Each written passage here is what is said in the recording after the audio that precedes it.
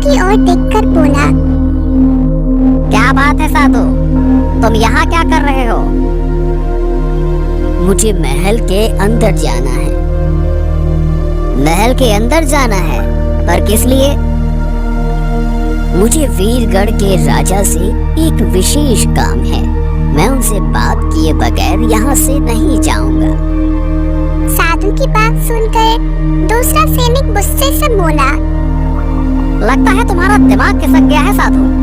अरे क्या तुम्हें नहीं पता कि हमारे महाराज साधु और गरीबों से मिलना पसंद नहीं करते? और तो और उन्होंने राज्य में ये आदेश भी जारी कर दिया है कि कोई भी गरीब या साधु उनके राज्य में नहीं रह सकता, और अगर कोई रह रहा है तो राज्य छोड़कर चला जाए। जाओ। और तुम जानते हो साधु, अगर हमारे महाराज के आदेश की किसी ने अवहेलना की तो उसे मौत के घाट उतार दिया जाएगा, समझे? चलो अब सीधी तरह से यहाँ से दफा हो जाओ। अरे भागो यहाँ से, निकलो। दोनों सैनिकों ने साधु को धक्का देकर महल से बाहर कर दिया।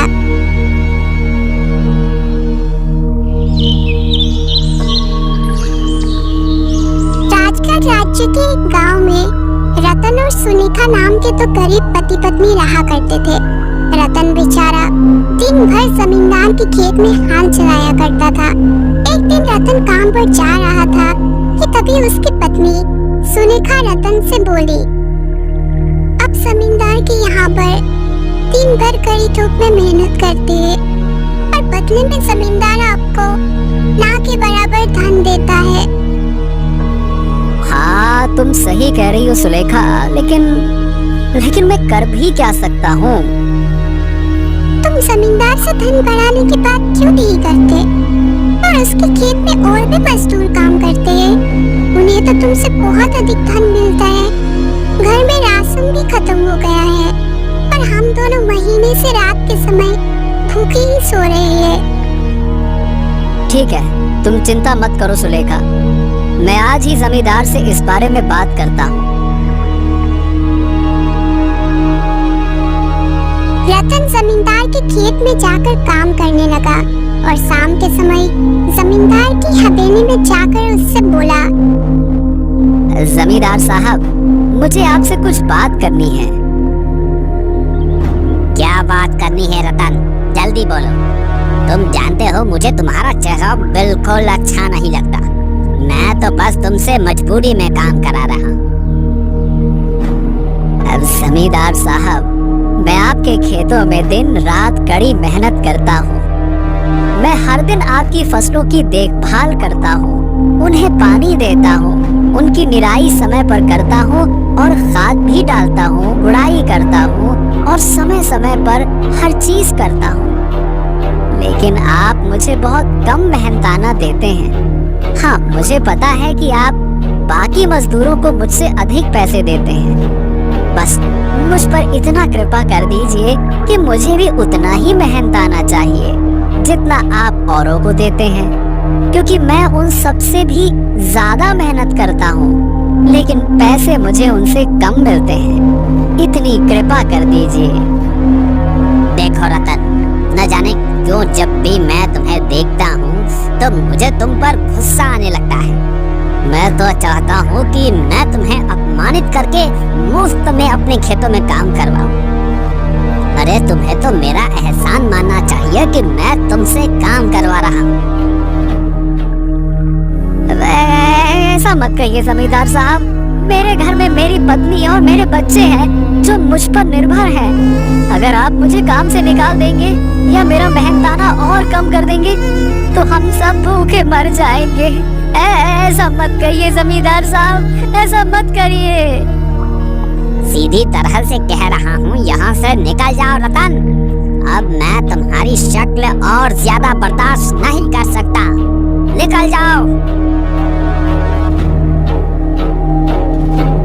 इतना बोलकर जमींदार ने रतन को अपनी हवेली से बाहर निकाल दिया। रतन को उदास देखकर उसकी पत्नी बोली, क्या हुआ जी, आपका मुंह क्यों उतरा हुआ है? लगता है जमींदार ने धन बढ़ाने से मना कर दिया। सिर्फ इतना ही नहीं सुलेखा, जमींदार ने मुझे अपमानित भी किया और धक्के देकर मुझे अपनी हवेली से बाहर भी निकाल दिया।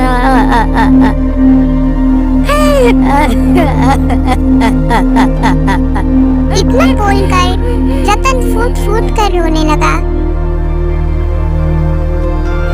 पता नहीं सुलेखा, हमारा ये मुसीबत भरा जीवन कब खत्म होगा। इससे अच्छा तो ये जीवन ही खत्म हो जाए।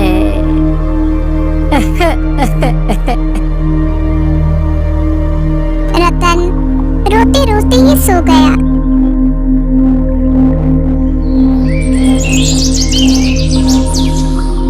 अगले दिन रतन जमींदार के खेतों में दोबारा काम करने चला गया। रतन जमींदार के खेत में हल चलाने ही वाला था कि तभी जमींदार वहां पर आकर बोला, रतन, अब से तुम्हें काम करने की कोई भी आवश्यकता नहीं है। मैं कुछ समझा नहीं जमींदार साहब। मुझे तुमसे अब कोई काम नहीं करवाना। इससे पहले कि मैं कल की तरह तुम्हें अपमानित करूं, तुम स्वयं खेत से चले जाओ। रतन चुपचाप जमींदार के खेत से वापस आ गया और एक पेड़ के नीचे बैठकर अपने आप से बोला, हे ऊपर वाले, जमींदार ने मुझे काम से निकाल दिया। अब मैं क्या करूं? खाली हाथ घर बैठूंगा तो पत्नी बहुत उदास होगी। क्या करूं तो क्या करूं? हाँ, मुझे अब इस गांव में और जगह जाकर काम मांगना चाहिए। कुछ तो करना ही पड़ेगा।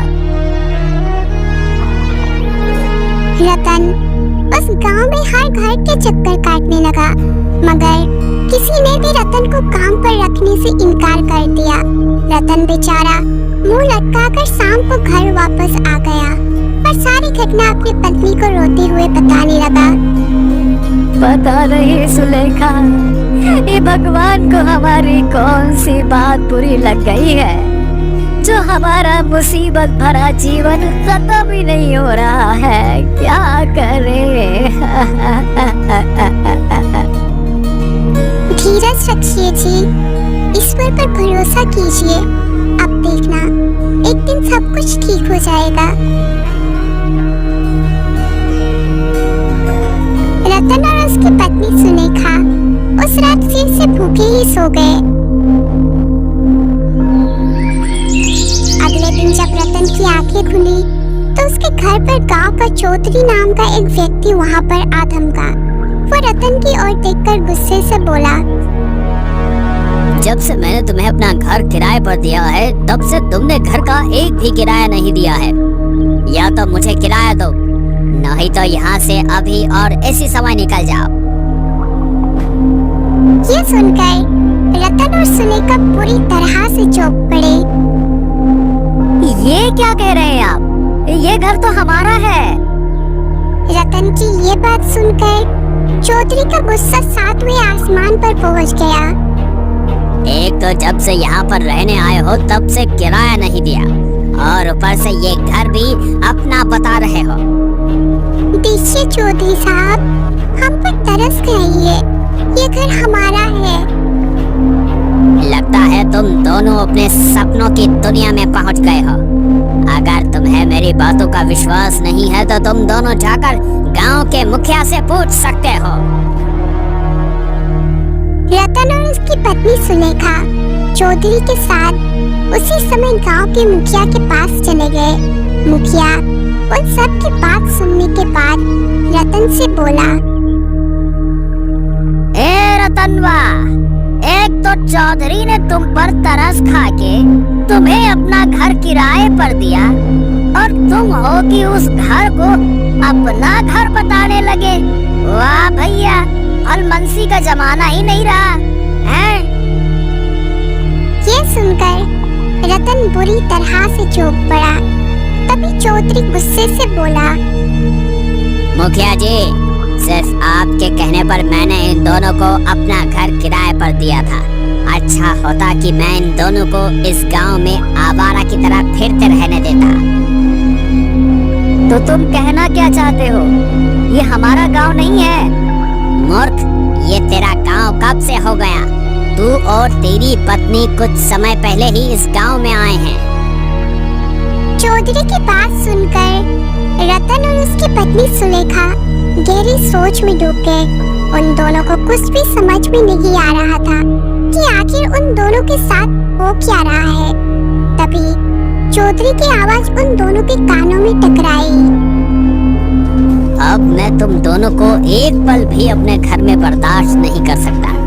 इससे पहले कि मैं तुम दोनों को अपने घर से धक्के देकर बाहर निकालूं, मेरे घर में दोबारा घुसने की कोशिश मत करना। सुनो, मैं तुम दोनों को अब इस गांव में भी बर्दाश्त नहीं कर सकता। एक तो चौधरी ने तुम्हें रहने के लिए घर दिया और ऊपर से तुम उसको ही अपना घर बताने लगे। ससुरा बेईमान कहीं के। अरे कल को कहोगे कि तुम ही इस गांव के मुखिया हो। अरे आए, चलो निकलो यहाँ से, दफा हो जाओ, निकलो। मुखिया और चौधरी ने रतन और सुलेखा को धक्का देकर अपने घर और गांव से बाहर निकाल दिया। वो दोनों बेचारे पति पत्नी जंगल में आकर फूट फूट कर रोने लगे। रतन रोते हुए सुलेखा से बोला, सुलेखा, सुलेखा, सुलेखा, मेरी तो कुछ समझ में नहीं आ रहा कि आखिर ये एक के बाद एक के बाद एक के बाद ये हो क्या रहा है। और सबसे बड़ी आश्चर्य की बात तो ये है कि हम दोनों को ये याद ही नहीं है कि हम दोनों इस गांव में कब से रह रहे हैं। और क्या वाकई चौधरी ने हमें झूठ बोलकर हमें घर से बाहर निकलवा दिया या फिर वो सच बोल रहा है? अब ये तो नहीं पता, पर चिंता मत करो सुलेखा। रात के बाद दिन जरूर होता है। हमारे भी बुरे दिन जरूर समाप्त होंगे। देखना एक दिन जरूर आएगा जब हमारे भी खुशी के दिन होंगे।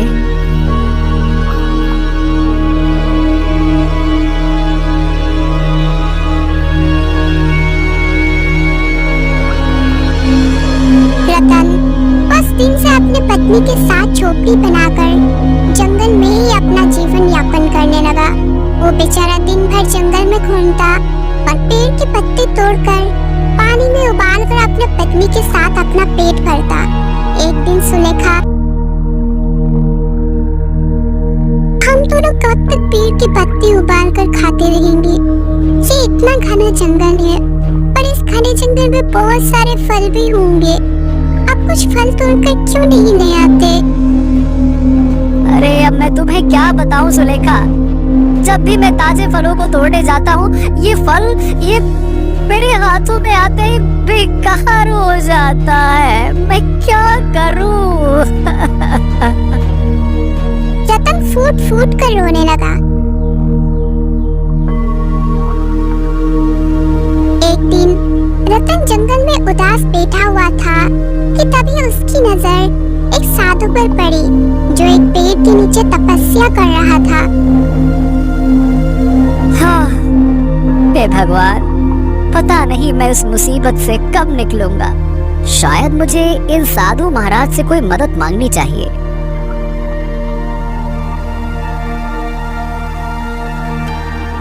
रतन तुरंत साधु के पास पहुंचकर बोला, साधु महाराज को प्रणाम है। साधु महाराज, मैं और मेरी पत्नी बहुत मुसीबत में हैं। हम दोनों कई महीनों से इस जंगल में मुसीबत भरा जीवन जी रहे हैं। कृपया करके हमारी कुछ मदद कर दीजिए। साधु आँख खोलकर रतन की ओर देखकर बोला, तुम्हारी मदद मैं एक ही कीमत पर कर सकता हूँ।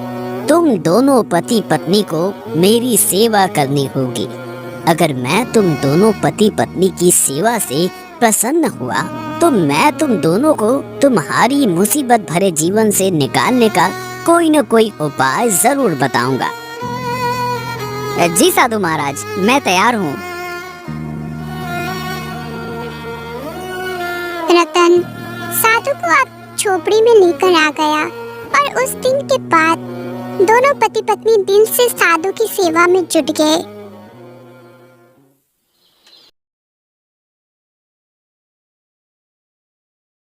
मैं तुम्हें तुम्हारी गरीबी से निकालने का एक उपाय बताता हूँ।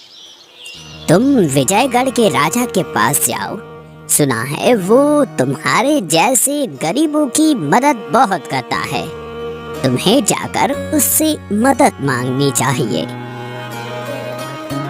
हाँ, आप बिल्कुल सही कह रहे हैं साधु महाराज। पता नहीं क्यों ये बात मेरे दिमाग में पहले क्यों नहीं आई। मैं अभी इसी वक्त विजयनगर के लिए निकलता हूँ।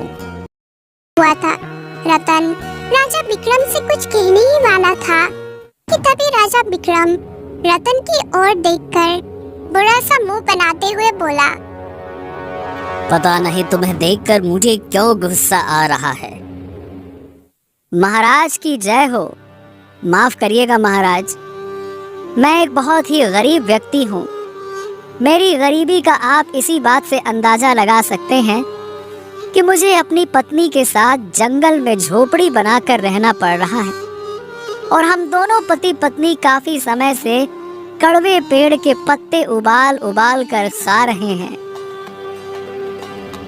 क्यों, जंगल में क्या फल उगना बंद हो गए हैं? महाराज, अब मैं आपको क्या बताऊं। जब भी मैं किसी फल को हाथ लगाता हूँ, अचानक वो फल पता नहीं क्यों खराब हो जाता है। ये सुनकर राजा विक्रम का गुस्सा सातवें आसमान पर पहुंच गया और वो रतन को चिल्लाकर बोला, बकवास बंद करो। तुम इसी समय यहाँ से बाहर निकल जाओ। तुम बोल रहे हो कि हाथ लगाते ही फल खराब हो जाता है, इसका मतलब कि तुम एक मनहूस हो। ऐसा मत कहिए महाराज, ऐसा मत कहिए। अगर आप मेरी मदद नहीं करेंगे तो फिर मैं कहाँ जाऊंगा, किससे मदद मांगूंगा? ऐसा मत कहिए महाराज, कृपा करिए मुझ पर, क्षमा करिए, कृपा करिए। तुम वहीं चले जाओ जहाँ से तुम आए हो। इतना बोलकर राजा विक्रम अपने सैनिकों से बोला, देखते क्या हो सैनिकों, इस इंसान को अभी के अभी धक्के देकर मेरे महल से बाहर निकाल दो। राजा विक्रम की बात सुनते ही सैनिकों ने रतन को धक्का देकर महल से बाहर निकाल दिया। ये देखकर राजा विक्रम का मंत्री राजा विक्रम से बोला, महाराज, आप तो सारी प्रजा में दयालु राजा के नाम से प्रसिद्ध हैं। फिर आपने उस व्यक्ति की मदद क्यों नहीं की? पता नहीं मंत्री जी, न जाने मुझे उसे देखकर उससे घृणा सी होने लगी। मुझे स्वयं समझ नहीं आ रहा कि आखिर मुझे ऐसा क्यों लगने लगा। महाराज, शायद आपने उसे ठीक से देखा नहीं। क्या आपको नहीं लगता कि उसकी शक्ल राजा संग्राम सिंह से बहुत अधिक मिलती थी? ये सुनकर राजा विक्रम आश्चर्य से अपने मंत्री से बोला, हाँ, तुमने सही कहा मंत्री जी। जब मैंने उसे पहली बार देखा था तब मुझे भी राजा संग्राम की ही याद आई थी। और राजा संग्राम सिंह अपने महल से काफी दिनों से लापता भी है।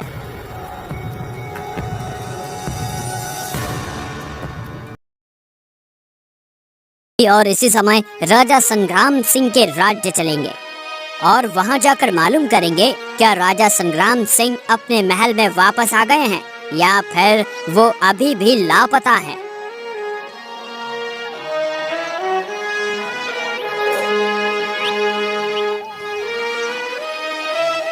इधर रतन कुछ दिनों बाद जंगल में बनी हुई अपनी झोपड़ी के अंदर पहुंचकर फूट फूट कर रोने लगा। रतन को फूट फूट कर रोता देख उसकी पत्नी सुलेखा रतन से बोली, मुझे पता है कि महाराज ने भी आपकी कोई मदद नहीं की होगी। हाँ, पता नहीं सुलेखा हमारी किस्मत में क्या लिखा है। जहाँ भी जाता हूँ अपमान के अलावा कुछ भी नहीं मिलता।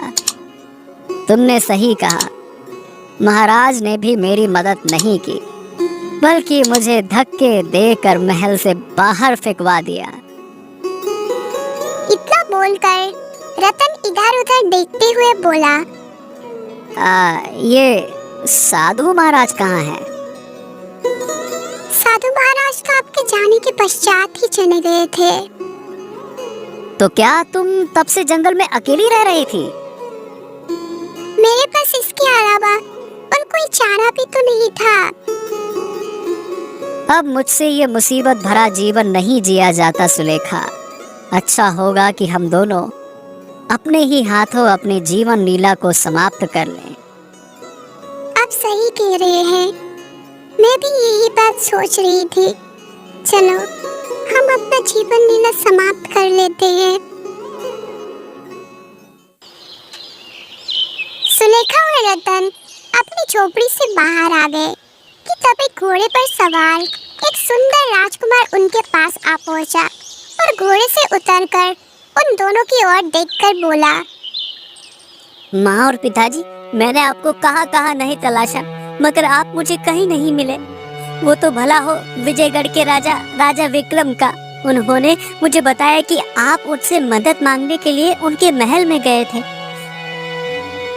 राजकुमार की बात सुनकर रतन और सुलेखा दोनों बुरी तरह से आश्चर्य में पड़ गए। तुम्हें जरूर कोई गलतफहमी हुई है राजकुमार। पिताजी, आप कैसी बातें कर रहे हैं? आप मेरे पिता और वीरगढ़ के राजा संग्राम सिंह हैं। तभी वहाँ पर रंग बिरंगी किरणों के साथ वही साधु प्रकट हो गया और रहस्यमय अंदाज में रतन और सुलेखा की ओर देखकर बोला, राजकुमार बिल्कुल सही कह रहा है।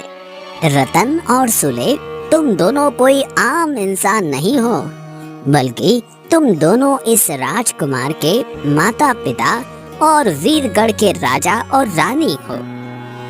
मैं कुछ समझा नहीं साधु महाराज। मतलब ये है रतन कि तुम्हारा नाम रतन नहीं बल्कि राजा संग्राम सिंह है। तुम घमंडी और क्रूर राजा थे। जब तुम सिंहासन पर थे तब तुम और तुम्हारी पत्नी रानी सुलेखा को गरीबों और साधुओं की शक्ल अच्छी नहीं लगती थी। तुमने एक आदेश जारी किया था कि राज्य के सभी गरीब और साधुओं को राज्य से बाहर फेंकवा दिया जाए। मैं इसी बारे में तुमसे बात करने के लिए तुम्हारे महल में गया, मगर तुम्हारे सैनिकों ने मुझे तुम तक पहुंचने ही नहीं दिया और धक्का देकर मुझे महल से बाहर फेंकवा दिया। मैं समझ गया कि अहंकार में चूर सिर्फ तुम और तुम्हारी पत्नी ही नहीं बल्कि तुम्हारे राजमहल के सारे सैनिक भी हैं। तुम्हें सब सिखाने के लिए मैंने तुम्हें एक श्राप दे दिया। उस श्राप से तुम और तुम्हारी पत्नी अपनी याददाश्त भूल गए और अपना राज्य छोड़कर जंगल में भटकते हुए उसी गांव में पहुंच गए जहां से तुम्हें धक्के देकर बाहर निकाला गया है। साधु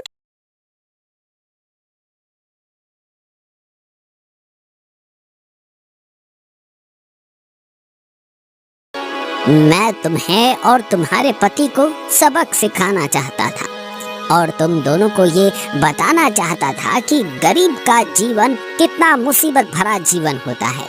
और मुझे लगता है कि इस बात का एहसास तुम दोनों को हो गया है। मुझे पता है कि तुम दोनों आत्महत्या करने जा रहे थे। जिस जीवन से तंग आकर तुम दोनों आत्महत्या करने जा रहे थे, उस मुसीबत भरे जीवन को गरीब व्यक्ति रोज जीते हैं और रोज लड़ते हैं। इतना बोलकर अचानक ही रतन और उसकी पत्नी सुलेखा राजा और रानी में परिवर्तित हो गए। मुझे माफ कर दो साधु महाराज, मुझे माफ कर दो। मुझे अपनी भूल का एहसास हो गया है। मुझे इस बात का भी एहसास हो गया है कि गरीब का जीवन कितना मुसीबत भरा और कठिन होता है। आइंदा से मैं अपनी गरीब प्रजा का बहुत ख्याल रखूंगा। क्षमा कीजिए महाराज, क्षमा कीजिए, क्षमा कीजिए। साधु मुस्कुराते हुए वहां से गायब हो गया। राजा और रानी अपने बेटे राजकुमार के साथ अपने महल वापस चला गया और उन दोनों को भी अब सबक मिल चुका था।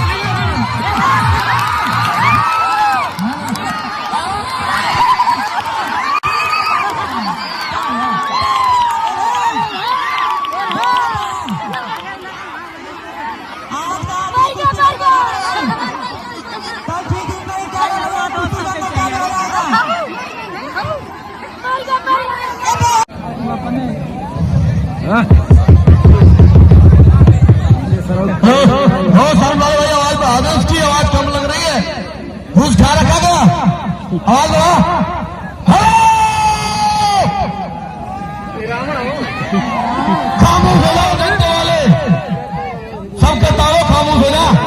नेपाल के पछले लो तुम, इंडिया वाले को पछले लो, ईमानदारी से लड़ो, पछले खामोश हो जाओ बिल्कुल। हेलो, मेरा नाम शैतान सिंह पहलवान, बंगाल की खाड़ी, अखाड़ा झुमरी तरैया। हेलो, ये नेपाल के पहलवान को गद्दार बता रहा है। अभी तुम वाकिफ नहीं हो इनसे, अब पता लगेगा कौन गद्दार है और कौन ईमानदार है। बताओ पब्लिक वालों, कौन गद्दार है?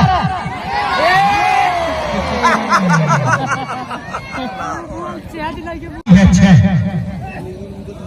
कल कैसा करते भवन लाडी?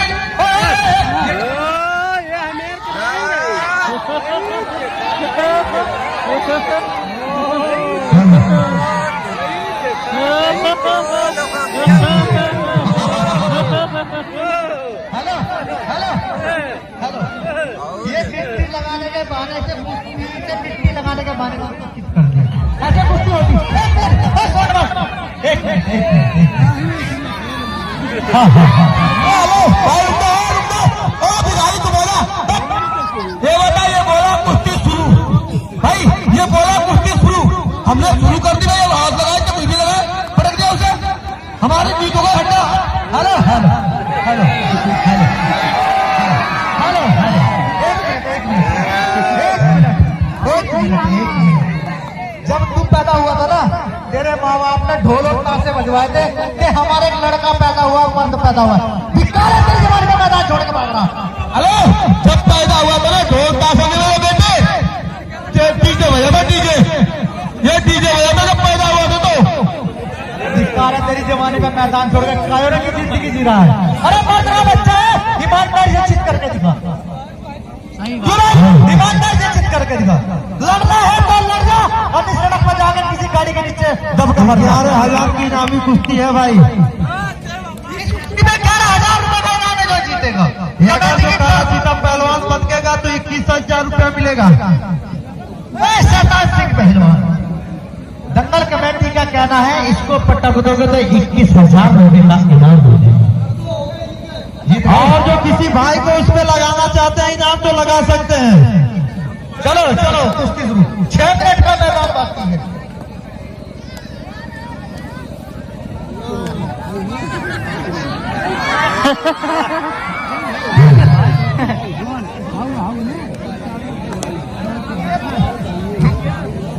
उनका देखा।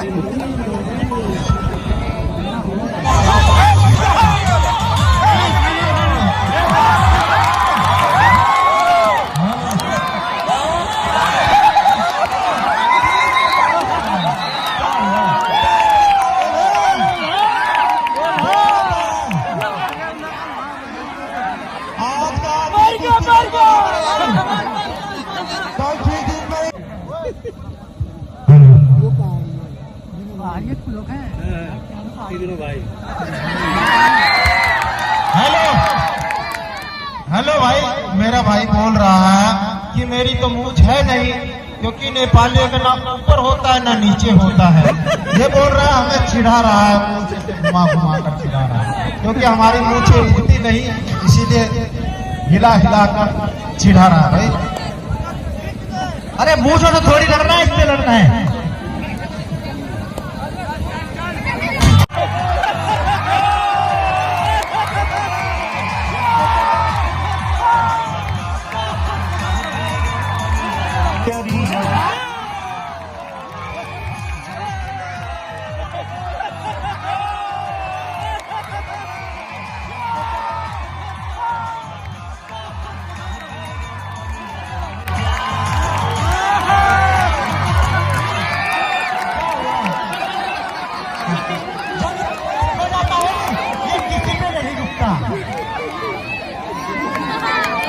हेलो, रास्ते में मत गाड़ी खड़ा करो भाई। ओ भाई साहब, अरे रास्ता बगल में करो, अभी आखिरी तक शुरू करो।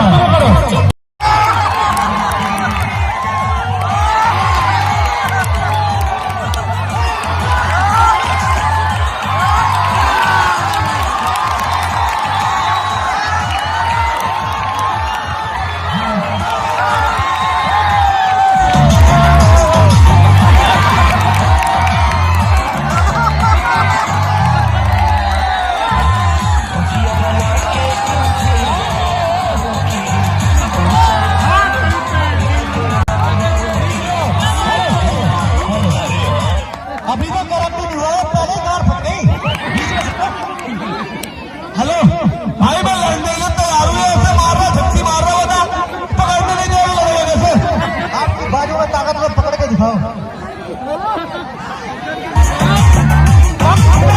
बाकी है 5 मिनट का, 1 मिनट गुजर चुका है, 5 मिनट का मैदान बाकी।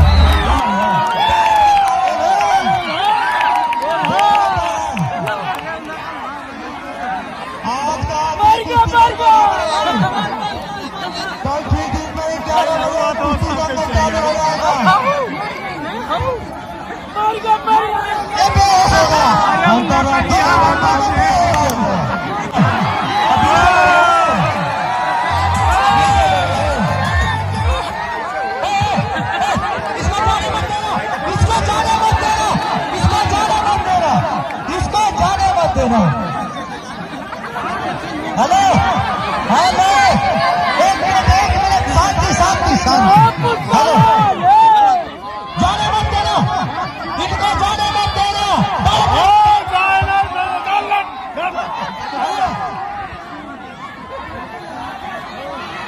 बीच में आओ ना। अभी तो 4 मिनट बाकी है, अभी 4 मिनट बाकी है, अभी से भाग रहे हो बीच में। 4 मिनट का मैदान बाकी है, 4 का। एक काम कर दिया, खाली टाइम से डाल दी पनिया ये जान।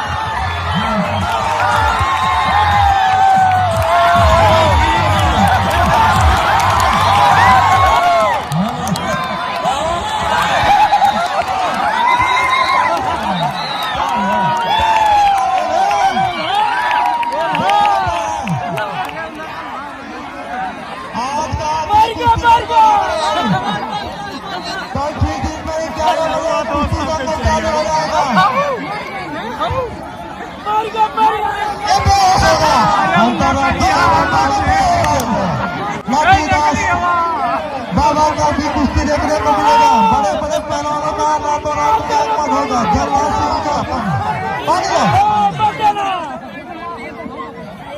क्या हुआ, पैरों में हो गया, हो गया, पानी मारो उसको। लग जाता है भाई, लग जाता है, कहीं ना क्या होगा तो पानी मारो।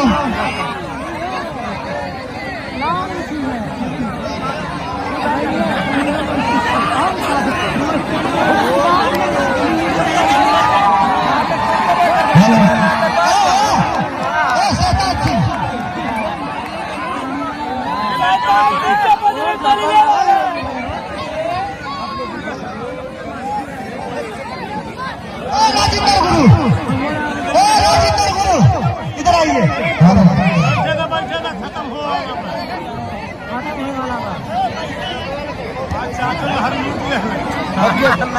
क्या हुआ, चोट आ गया क्या? चोट लग गई है तो डॉक्टर में लेकर जाइए। पहले गर्दन में चोट लग गई है, पुलिस बुलाइए।